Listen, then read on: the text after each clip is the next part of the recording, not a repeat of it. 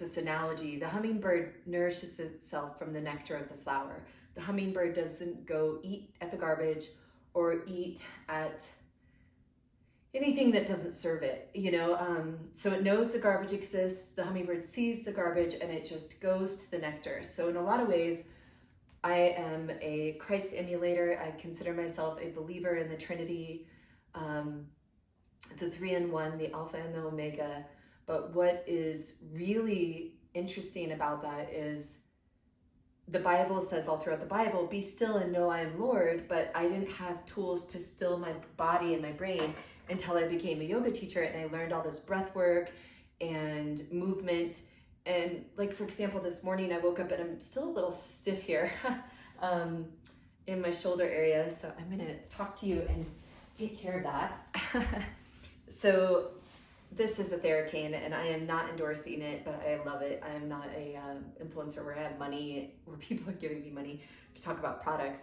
But this is one I got a long time ago from a car accident, and I use it to massage my own back and massage my own tendons and find where am I sore. And, partly a lot of people in the modern world, we get sore and our bodies get hunched over, or we just sit in certain postures all day, or we drive a car all day and we'll be stuck with our body that way. And I woke up with my body feeling very sore and worn out and tired. And I was like, you know what? I'm going to take the time to stop I have a whole bunch of stuff to do.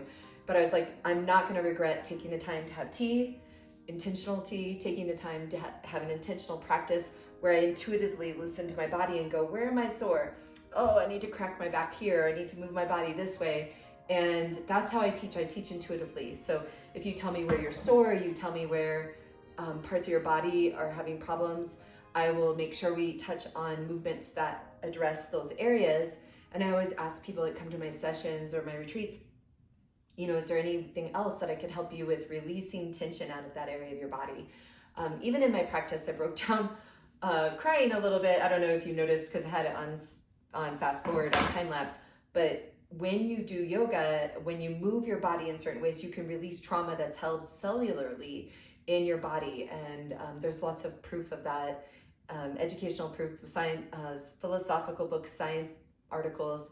And so movement not only can help you not feel so stiff, but it can also release things that you might be holding in your body as trauma and help you release them. So I am a huge advocate and lover of moving your body and releasing things out of your body and finding healthy ways to do that. And I also wanted to talk a little bit about your lower chakras. So the first chakra is rooted in feeling safe. So when you are stuck in survival mode and you feel unsafe, you'll have unhealthy root chakras, and those wounds could be from childhood.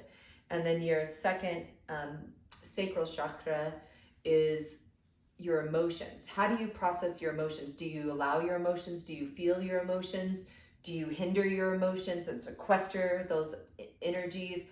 Or are things in your body leaking your emotions? So you're kind of like, I got all this stuff. Most mamas I know handle way too much on their own lives, and it's hard for them to delegate because we were raised to not delegate. We were raised to just take care of everything on our own. And so we run around busy as moms and not slowing down to care for ourselves or even ask ourselves, what do I need today? What do I need right now in this moment? Are good questions to ask yourself. So processing your emotions is the sacral chakra. And you can have wounds from your first sexual experience. You can have wounds from starting your menses. As a woman, as a man, you can have all sorts of wounds that you're not feeling, that you're not allowing yourself the full gamut of feelings. Men have been very conditioned to not cry, to not be excited.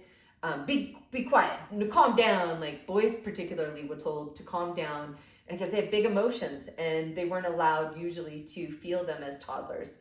and to express them as toddlers. Under the age of 5, most men just weren't allowed their emotions. So I would invite you, if you are male or even female, because that can happen to females too, is to allow yourself to be big, allow yourself to have big, happy, excited emotions, as well as allow yourself to have big, strong tears and weeping sessions. If you've never wept before, I recommend it. It's good to allow that release and allow your body to cry.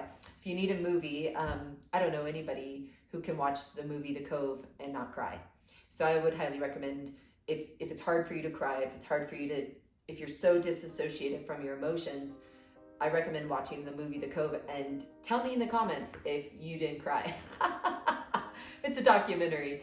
I don't know anyone who has seen it who hasn't cried, male or female. Anybody cries when they watch a movie. So that's a good way to get in touch with your sacral chakra. And then your solar plexus chakra is, these are all energy vortex centers in our own bodies. And we have a torrential field around our body. This is all proven by science. And people used to be scared of it, or maybe some people are scared of it because it's so abstract. It's an invisible realm around your body. So it's actually an electromagnetic force around your body. And I'll talk about that in some other video. But anyway, the solar plexus, it helps you take action. It's rooted in your strengths, which can go overboard and be rooted in greed, or rooted in vanity of your brain. I have such a big brain, I'm so smart, I have all these PhDs or whatever. It can be rooted in vanity of your intelligence, vanity of your aesthetics, vanity of your anything, of your material possessions. Like, look at all the things I have. I'm so great because I am associating my identity with the outside realm of externality of materialism. Or I'm associating my validation and my worth with the level of my intelligence of my brain. And so I think many of the world, we get stuck in we might move out of know we're safe and be able to control our emotions and have high EQ, but then we get to this area and then we're like very stuck in our definitions and our labels and our titles. And it's hard to get a PhD. It's hard to maintain beauty. There's a lot of women that really just exude this amazing energy of beauty, and they work at it. They work at their confidence. They work at who they are. And so there's a beauty in those things. I'm not discrediting them, but when your whole identity is wrapped into that, you stop here. And there's a chakra here, there's a chakra here, there's a chakra here, and there's chakra here. And then if you're part of the star family, you have chakras up above you as well. So you could have 13 chakras. I'm gonna have 13. 2, 3, 7, 8. You could have 10. But I'm learning some of that stuff. But anyway, back to these ones in this area. For most people, it's good to be connected into your root chakras, and it's good to have the energy flow from your root all the way up to your crown, which is above your head, and then back down, and in a cylinder, like an oval shape, going up the front of your body and then down the back. Now, I've seen some people have it the opposite, up the back and then down the front. I find for me, it's tangible having the energy go up in front of the body in an oval going down. And when I visualize that energy, that seems the most tangible for me. And I even do a visual, like a movement, moving the energy up and then back down my back, going like this and touching it, to keep that centered and organized for my own body and my own self. So I highly recommend that. I taught a yoga class for many years that had Dharma talk. So I'd come with wisdom and we'd move our body, and then I always share some kind of Dharma talk.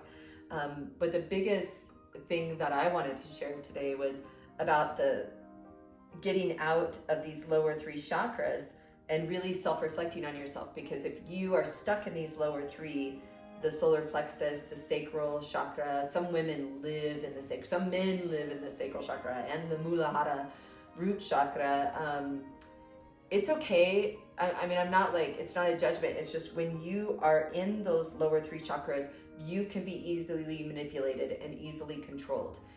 Your life can be ping-ponged around when you are stuck in those lower three. So when you can come to your heart space or integrate like the Kundalini rising, where you have all the chakras open and moving energy up and down, where you can consciously pull all your energy to your crown or pull all of your energy to your inner third eye, your pineal gland, or pull all your energy to your heart, which the word associated with your heart area is Yam, Y-A-M, and that's Sanskrit. It's one of the oldest languages in the world, and it's a beautiful language, and it has vibration when you say certain things like Eka Adho Mukha Savasana, or Bhujangasana is cobra pose. And when you say Bhujangasana, it sounds and feels differently than cobra pose. So it's a vibrational sound. And when I think about the Bible and I think about how God spoke existence, he spoke creation. He used his words and vibration to create the entire world that we live in. So sounds hold vibrations, music holds vibrations, and frequency controls those vibrations. It's all interconnected for me, and I'll do a whole nother video on frequencies and interconnectedness of that. But for now, I wanted to share that healing these lower three would be an utmost priority.